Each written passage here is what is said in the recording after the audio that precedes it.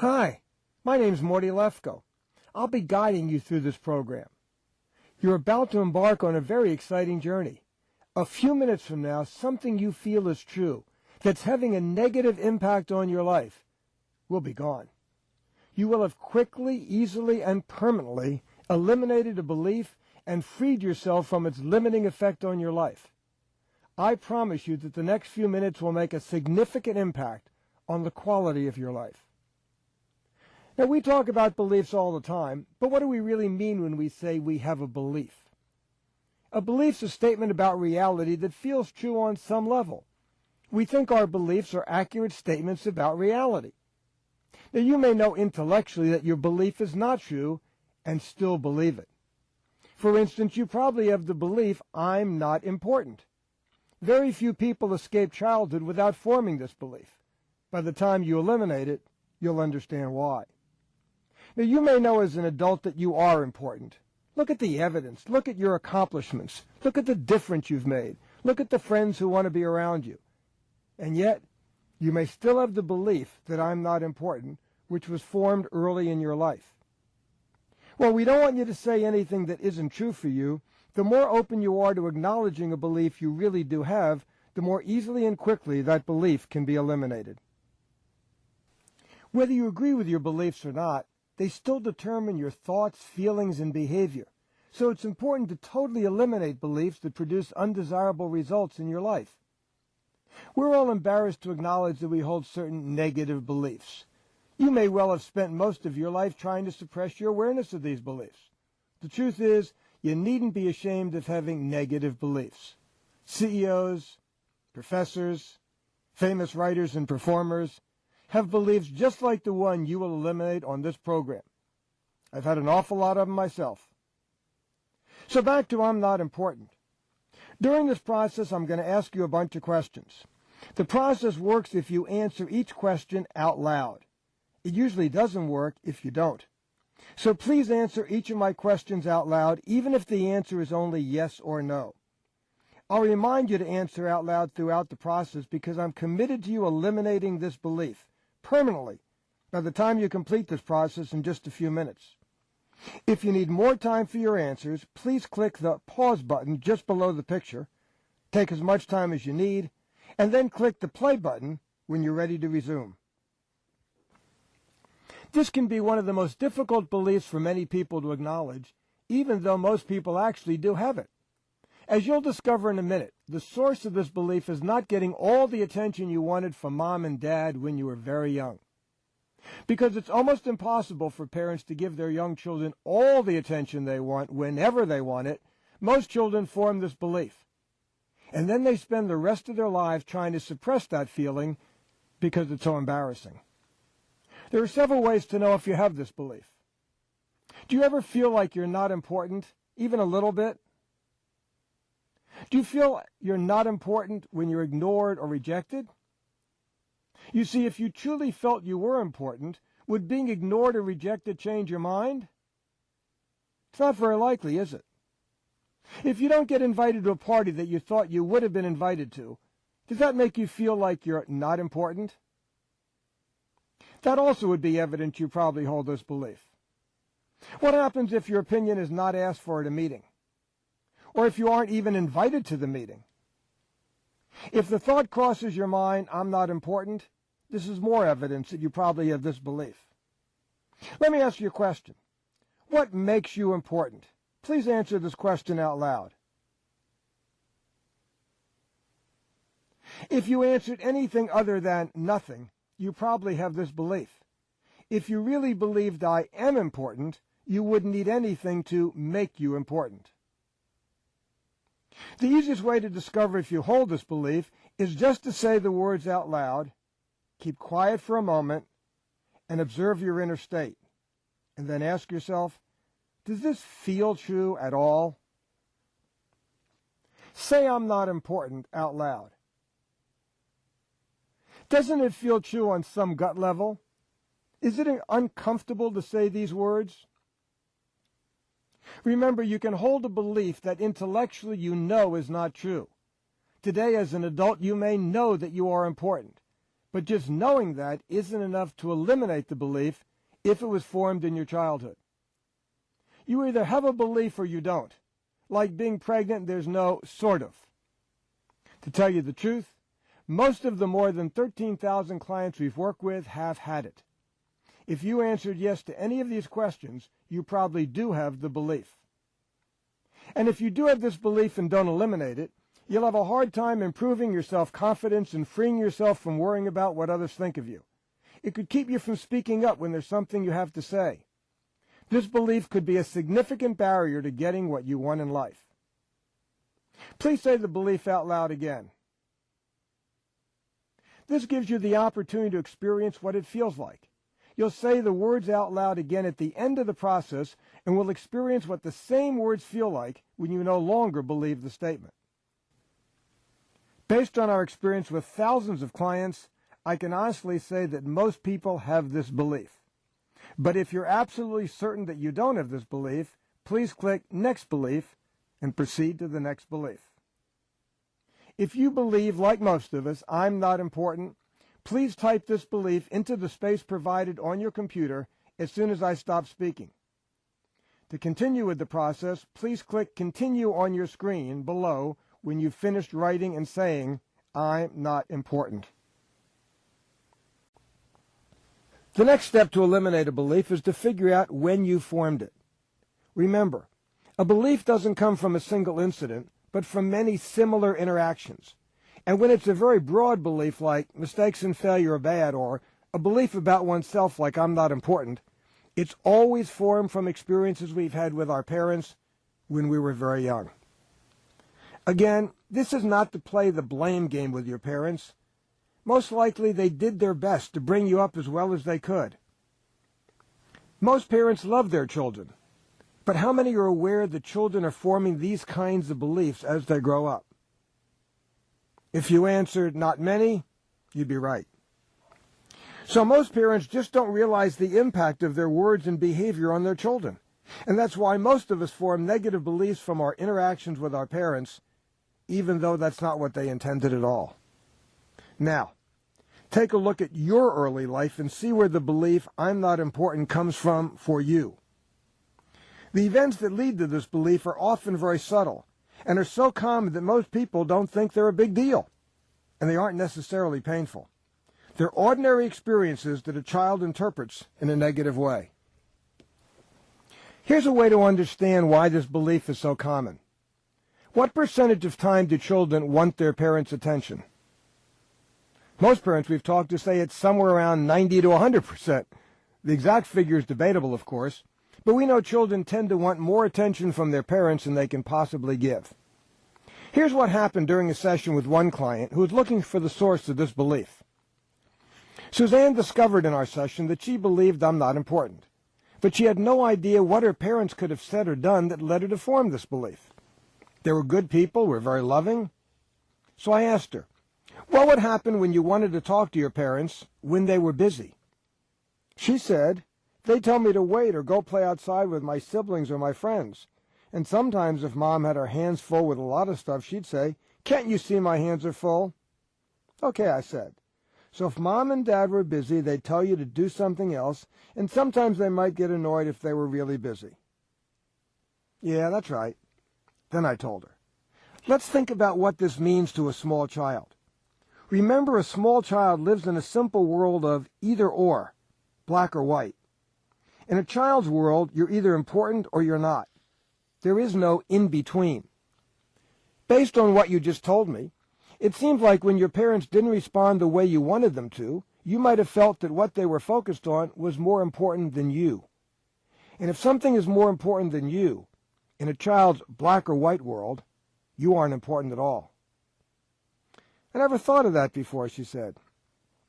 But I realize now that that is how I concluded I'm not important. It's so odd how such simple things could lead me to forming that belief. I replied, I'm sure you can now see why this belief is so common. She looked puzzled. Definitely, but I have one question. How could a parent keep a belief like this from being formed? I mean, no parent can possibly stop what they're doing every time a child wants their attention. You're right, I said. Here's one method that we teach in our parenting courses that works for most people. Imagine you're on the phone and your child says, "Mommy or Daddy, I want to show you something."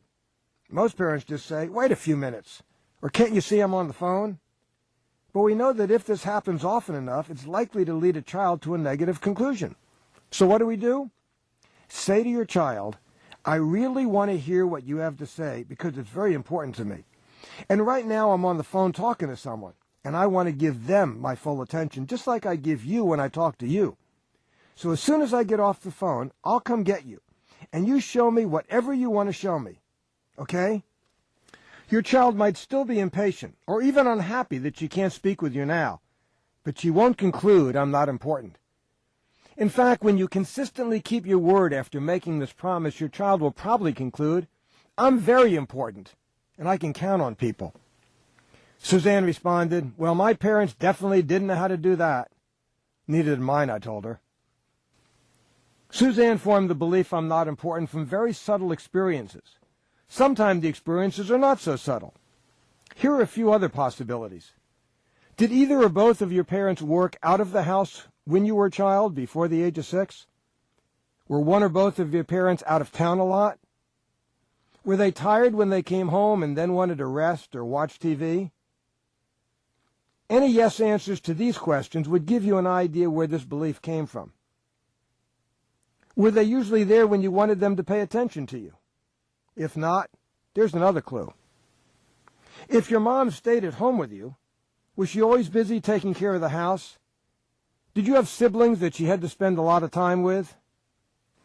Even if your parents were physically present when you wanted them, were they usually emotionally present? Did you have a sense that they really listened to you? That what you said was important to them? Also, would they listen if you disagreed with them? Here, the answer in a great many families is, unfortunately, no. It may be more real to you now why it's so difficult to escape childhood without forming the belief, "I'm not important." Isn't it? Now that you have an idea where this belief came from, please type into the text box on the screen the type of things your parents did and said in your childhood that led you to form the belief, "I'm not important." Rather than writing down how you felt about it, describe the actual situations, what your parents actually said and did, such as, "Sometimes when I tried to talk to my parents, they told me they were busy," or "Dad was working all the time and never home." Take the time you need because this is important. When you're done writing, click Continue. Now, the program will pause.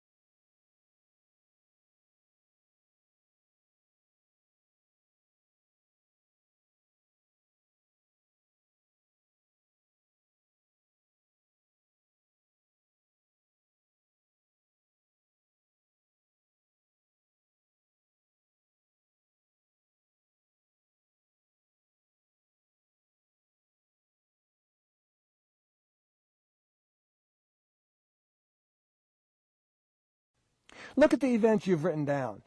Can you see that the conclusion you reached, I'm not important, is a valid interpretation of those events?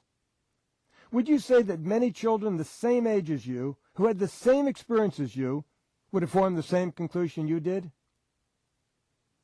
Now we're going to play a little game I like to call possibilities. We'll imagine 4 friends of yours are visiting you and looking at a videotape of the events you just wrote down. Now your interpretation of those events when you were a child was, I'm not important. That is one valid interpretation of Mom and Dad's behavior. That interpretation wasn't wrong, but there are other reasonable interpretations of the same childhood events that you just didn't think of as a child. So let's ask each of your friends for another alternative interpretation. One friend might well say, Mom and Dad were preoccupied with things they had to get done. It had nothing at all to do with your importance. Couldn't this interpretation explain your childhood events just as well as your interpretation, I'm not important? Now here's what your second friend says after watching the video of your childhood. Mom and Dad thought you weren't important, but were just plain wrong. Isn't this interpretation just as good as the interpretation you came up with, I'm not important? Here's a third possible interpretation of your childhood events that one of your friends suggests. Maybe you weren't important as a child, but that doesn't mean you'll never be important. Couldn't this interpretation explain those events in your childhood just as well as your interpretation, that I'm not important? You see, your childhood interactions with your parents could have lots of meanings. Here's one your fourth friend suggests. Your parents just lacked advanced parenting knowledge and skills, so they didn't realize the effect of their behavior on you. If they'd taken a parenting course, they might have been able to show you that you were important, even when they couldn't be available. Friend 1 has another suggestion. Just because you weren't treated as if you're important doesn't mean you weren't important. Couldn't any one of these interpretations explain those events in your childhood just as well as your interpretation that I'm not important? Of course they can. So do you accept that I'm not important is not a fact? It's not the truth, but just a truth? Merely one interpretation of many possible interpretations of earlier events? Let me repeat the question, and please make sure you answer out loud. Does I'm not important now seem like it's not the truth, but just a truth? Another way of saying this is, do you get that this belief is just one interpretation of many possible interpretations of the events we discussed earlier? Feel free to pause the program so you can read over the interpretations if you like. With a little help from me and from your friends, it's now clear that your inability to get your parents' attention when you wanted it could have at least 5 different reasonable interpretations or meanings. Do you remember what you wrote down a few minutes ago as the source of your belief, I'm not important? Look at the text box below your screen. Right now, imagine seeing what you saw then and hearing what you heard then. Take a few moments and really imagine the events of your childhood that led to the formation of the belief I'm not important. Didn't it seem when you were a child as if you could actually see I'm not important in those early events with your parents? It did, didn't it? You may have the sense that you didn't see the belief, you felt it. Once you formed the belief I'm not important, you probably did feel it. I'll say more about the feeling in a minute, but what I'd like you to focus on now is not the feeling, but on my question. Didn't it seem as if you could see I'm not important? As if we're out there in the world? Here's why we usually think we can see our beliefs. What happened was that you looked at events that could have had many different meanings and chose one, which was I'm not important. By attributing that specific meaning to the events, each time you saw Mom and Dad's behavior, it was as if you could see that meaning in their behavior. But you didn't discover the meaning in the events. You attributed the meaning to the events. They had no meaning before you gave them one. Look at the lemon on the screen. Can you see the lemon without seeing the yellow? No, the color is inseparable from the actual object. You can't see one without seeing the other. Even imagining the lemon will cause you to imagine the color yellow. It's the same thing when you attribute a meaning to an event.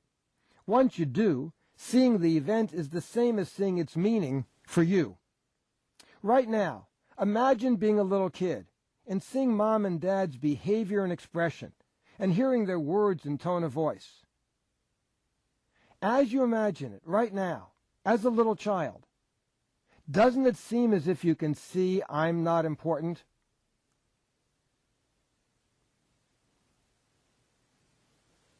It does, doesn't it?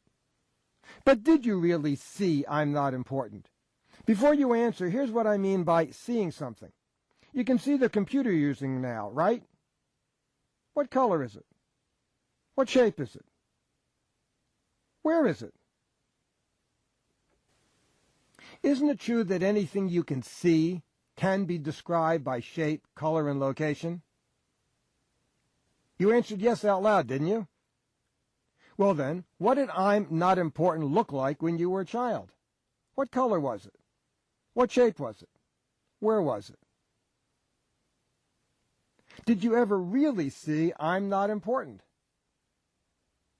Yes, I know, one or both of your parents weren't around a lot of the time, or you had a hard time getting their full attention when they were around. Anyone would have seen that. But you just realized that what you saw and heard could have many different meanings in addition to the one you gave the events, which was, I'm not important. You may respond, Mom and Dad said you're not very important. I heard them say it. You may have heard them say it, but you never heard that it was true. One interpretation of their statement is that they're right. Another interpretation is they're wrong. It's clear that anything you can really see, like a person or an object, can be physically described. So if you can't physically describe what I'm important looks like, is it clear now that you never really saw it? Now, if you never really saw I'm not important, what did you see?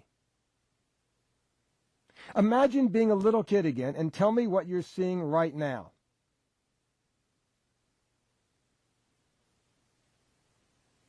Is it clear that all you really saw was one or both of your parents not being around a lot of the time, or you had a hard time getting their full attention when they were around? In other words, all you really saw was a series of events, right? I heard you say yes, didn't I? Remember what I pointed out a few minutes ago. What happened was that you looked at a series of events that can be interpreted in many different ways. You gave the events one meaning, which was I'm not important. By attributing that specific meaning to the events, each time you saw Mom and Dad's behavior, it was as if you could see that meaning in their behavior. But you didn't discover the meaning in the events, you attributed the meaning to the events. Can you get that they had no meaning before you gave them one? I'm going to make a very important distinction between consequences and meaning.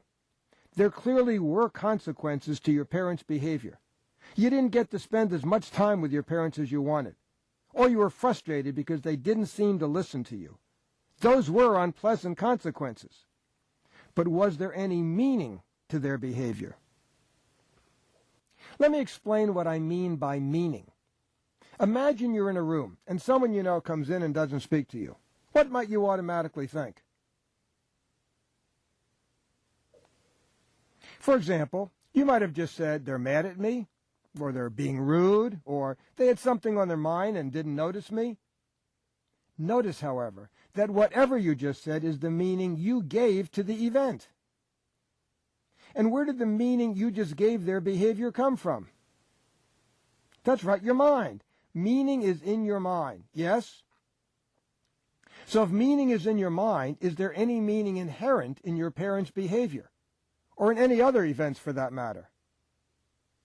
Of course, the answer is no. So it's not that what happened to you as a child didn't matter. It just has no meaning. Is it real now that the events had no meaning until you attributed one to them? Here's another way to understand that events have no inherent meaning.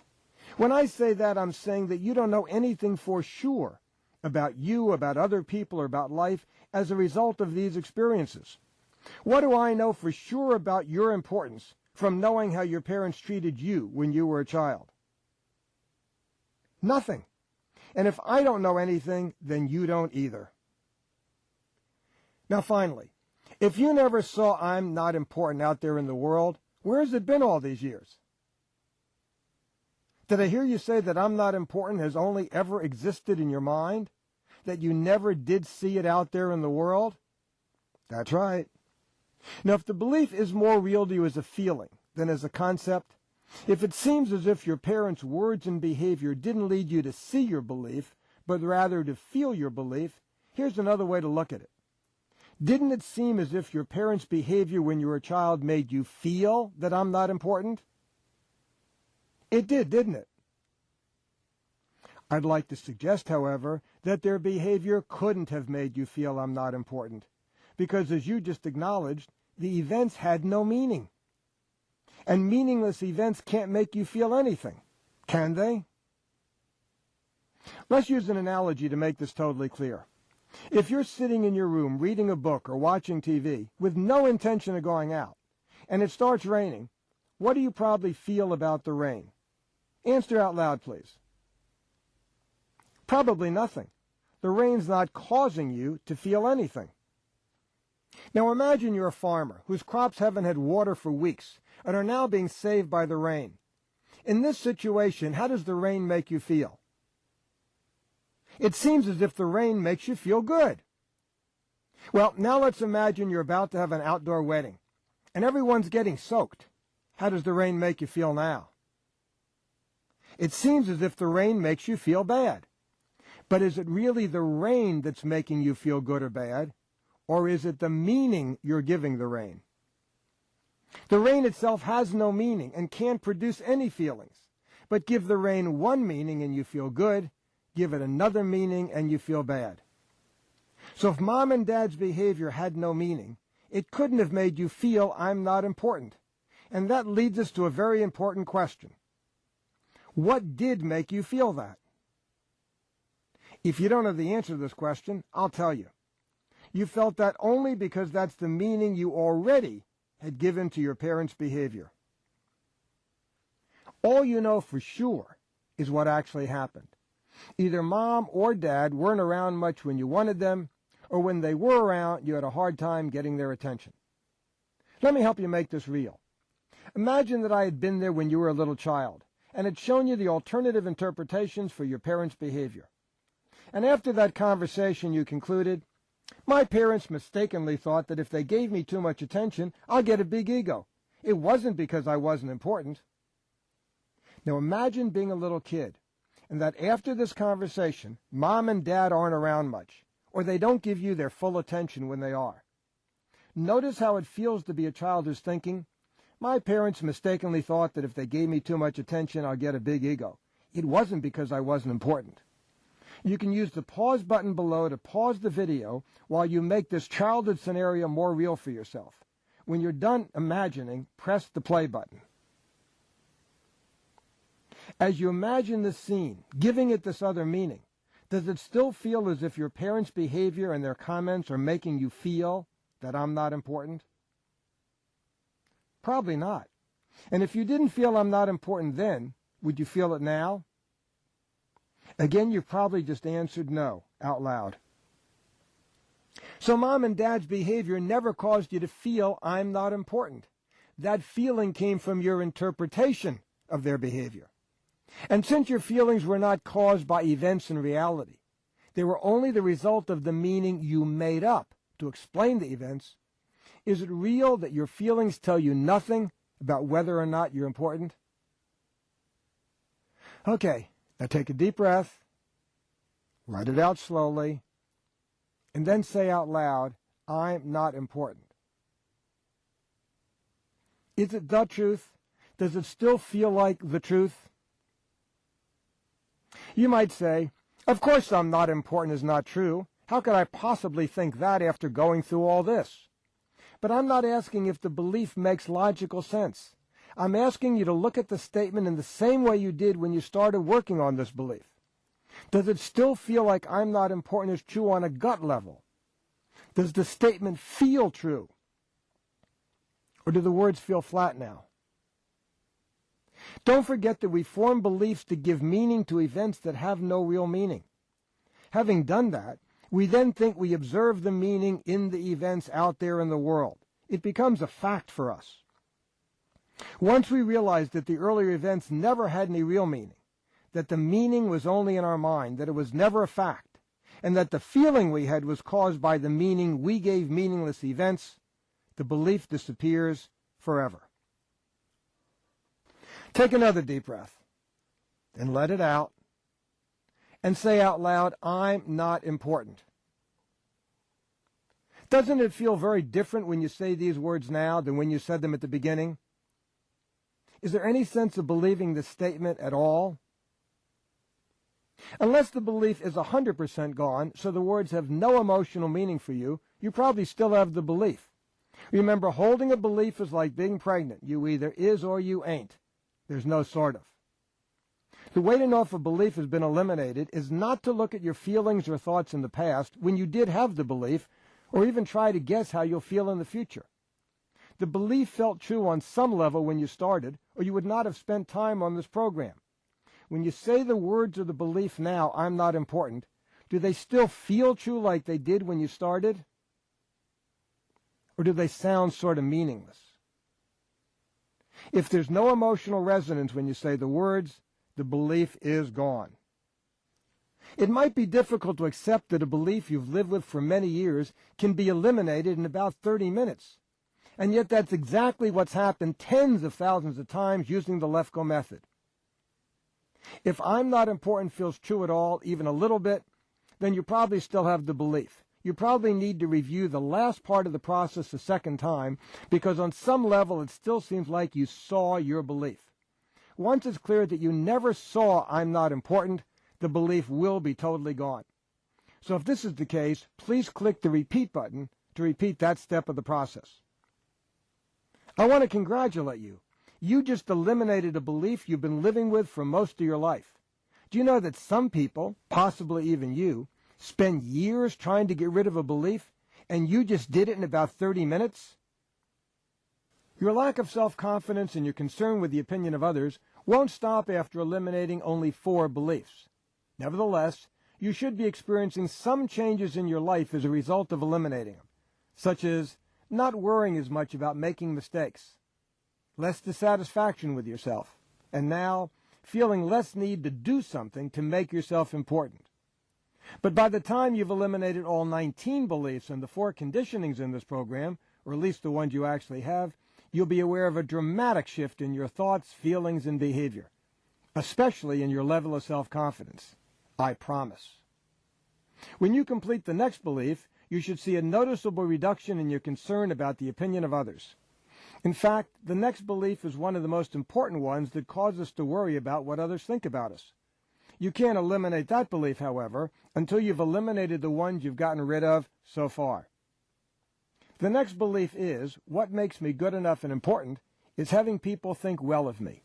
If you think you aren't good enough or important, and then conclude what makes you good enough or important is having others think well of you, then you've based your self-esteem on the approval of others. Is it starting to get clear why these first 5 beliefs would cause you to have a lack of self-confidence and be concerned about what others think of you? You'll discover the role of the other beliefs and conditionings in holding you back when you get to them. Before you move on to the next belief, I just want to remind you that you can return to the Who Am I Really process anytime you want. If you like the feeling you had at the end of that process, or you want to be reminded how to view problems in your life so you aren't run by them, visit that program again. You now have a choice. Either click Next Belief and move on to the next belief, or click Who Am I Really and experience anything is possible and that you have no limitations. Or make sure this program is bookmarked and close it. Then make a note to yourself when you plan to return and eliminate some more beliefs.